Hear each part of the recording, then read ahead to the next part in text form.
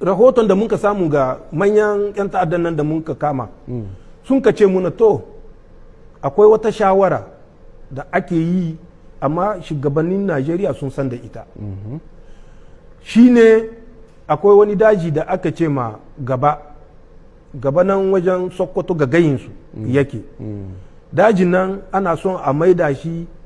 tsibiri ne na 'yan ta'adda waɗanda aka ce ma lakurawa wannan wasiƙa ta rijejeniya watan mars wata na 3 rana 4 ga wannan wata an ka yi ta tsakanin 'yan faransa da iswap ba boko haram ba iswap tsakankaninsu da iswap tunda su ne a wilaya suke gayi su ne da alaka da waɗanda a cikin mali wanda aka ce ma ita islamic ogaran sahara don wannan rijejeniya budewa wurin da aka ce ma na lakurawa cikin dajin gaba can za a budewa wani tsibiri wani gungu da 'yan ta'adda ne za su watsuwa wannan sokoto ne zamfara ne kebbi ne duka za su watsuwa amma ya ce muna wallahi shugabannin najeriya suna da labari to mu sai mun ka ɗauki zancen nashi ƙarya shi kai don bai son mu ba najeriya wannan bayanin ne tunda muna dibin da mu da najeriya allah na tuba ba ta yiwa mu ji abin da zai cuta musu mu ɓoye shugabansu na rahoto da bayani ana ce mishi tunda an sauya shi mai sauya ma da an kai mai wani aiki ne an ka bashi ana ce mai ahmed abubakar rufa'i mun ka kiraye shi mun ka ce mai to kaga abin da faransa ke da niyyar yi tunda ba mu yi tsammani ba ya ce to yana turowa mutane su zo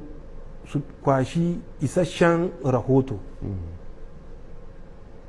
ya turo mutane mu mun ka ɗauki nauyinsu djdosa ta niger ta ɗauki nauyinsu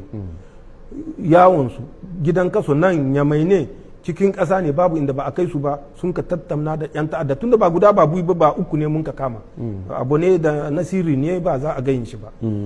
sun ka tattauna da su sun ka gaya musu ga abin da faransa take son ta ƙirƙira sun ka koma da wannan rahoto sai da baya ne kaico mun ka gane da zamba cikin aminci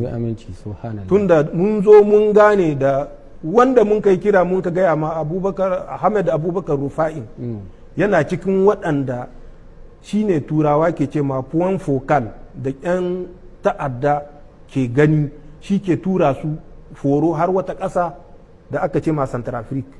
in sun komo shi ke karɓar su makamansu ne kuɗi ne na abinci farfaro ne duk shi ke bada shi ke kula da su da bayan mun ka gane sa'annan har an yi ɓanna tunda mun aminci mun ka bi ashe ba haka ba ne kaji ko da mun ka gane wannan mun gaya musu ba mu ga kuma wa za mu gaya ba tunda shi ne ke kula da wannan akwai guda ana ce mai nuhu ribado shi ma ya san da zancen shi har yanzu ma yana bisa karaga shi ne a national security advisor shi ne mashawarcin shugaban kasa bola tinubu akan sha'anin tsaro duk sun san da zancen kuma duk sun kai shiru da zancen